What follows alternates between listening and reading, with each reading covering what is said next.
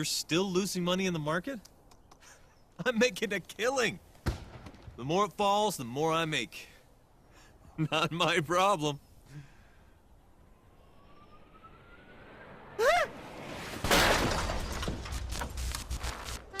Computer failure happens when you least expect it. In fact, more than 140,000 hard drives crash in the US every single week. And while most crashes don't involve a burning appliance, how do you protect your digital photos, music, and financial documents from viruses, theft, hard drive crash, and other forms of computer failure? Simple! You back up your files with Mozy. Mozy is a safe and easy way to automatically back up all of your files online. And best of all, it's affordable. For only $4.95 a month, you get unlimited storage.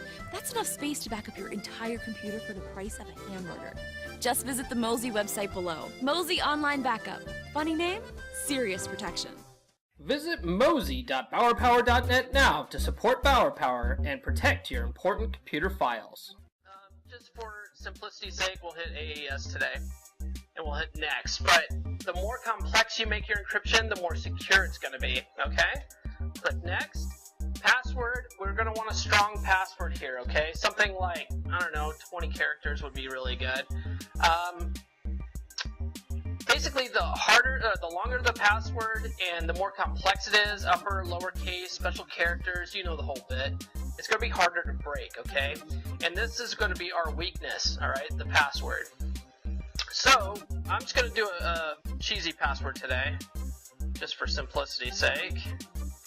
You can also use key files, which is really awesome, okay? Key files gives you a little bit of a two-person integrity, or I'm sorry, I guess I should say two-factor authentication is the correct term. What it does is you save a file, okay, or like it could be a picture, it could be something on your thumb drive, okay? It's something you have. And two-factor authentication is something you know, something you have, right? So you have a picture of your dog on your thumb drive, put that in. In order to decrypt your files, you have to not only know the password, you also have to have that picture. We're not going to do that today because it's a little bit much for this scenario, but just keep in mind you can do it, okay? We'll click next. You get a warning if your password's not long enough. We'll just go ahead and hit yes for that. Now here it's collecting random data. What you want to do is you want to move your mouse in here because this randomizes the data more. The more you move your mouse, the more random the data is, okay? Which is good because the more random things are, the harder it is for the bad guys to get to. Alright, click next. And next.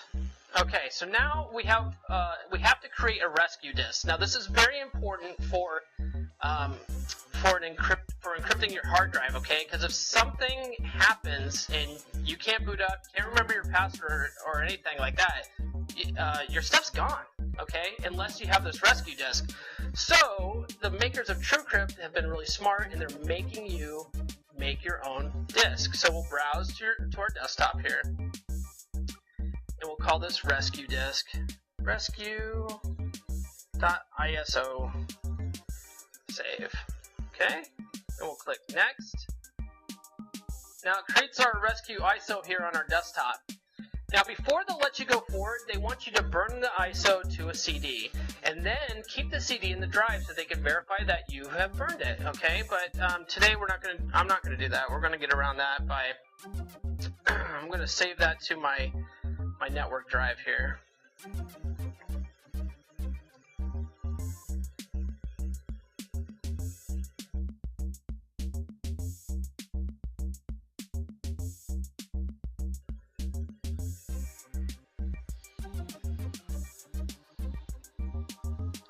And we'll right click on this and hit copy.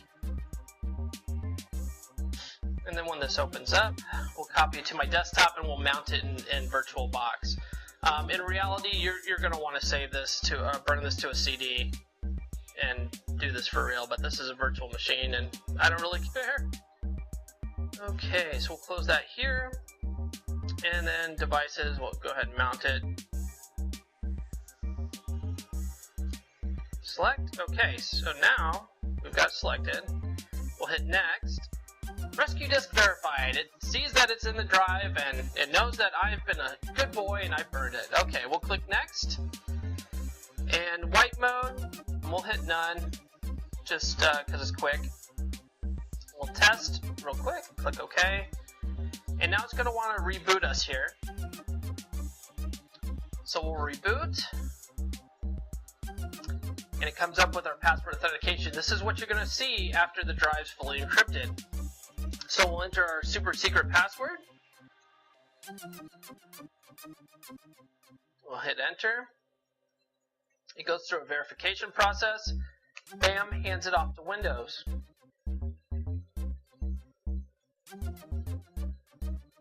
Okay, now don't stop here because our drive's not fully encrypted yet. This was just a test to make sure everything's kosher before actually going through and jacking some stuff up, okay?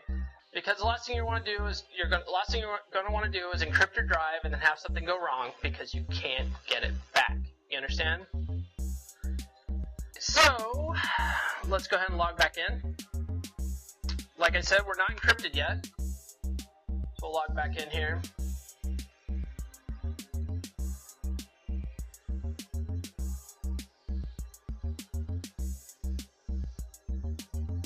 Okay, pretest complete. Now we're ready to encrypt. We hit the encrypt button, click OK, and we start our encryption process. It says here it's going to be about 20 minutes or so. I'm going to go ahead and hit defer, yes, and shut down. Because I'm not going to put you guys through another video where I just show you time lapse of bullshit. So today we're just going to shut down. I'm going to show you a previously encrypted drive.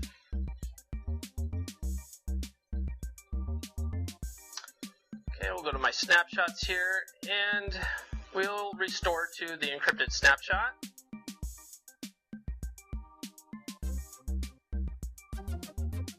Okay.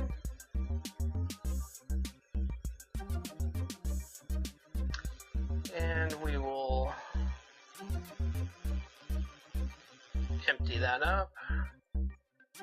Okay, now we're going to power on our fully encrypted hard drive that I showed you before.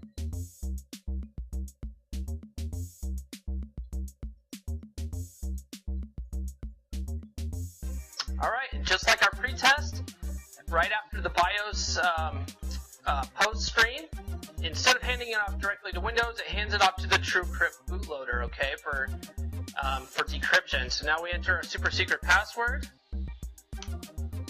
hit enter, and once everything's verified, the TrueCrypt bootloader will go ahead and decrypt the partition on the fly and hand it off to Windows. And we're booted back up from Windows. Now this pretty much concludes this episode of Bower Power. If you have any more questions about full hard drive encryption or other ways to protect your computer, let me know in the comments or shoot me an email, info@bowerpower.net. My name is Paul Bower, and remember, here at Bower Power, information is power.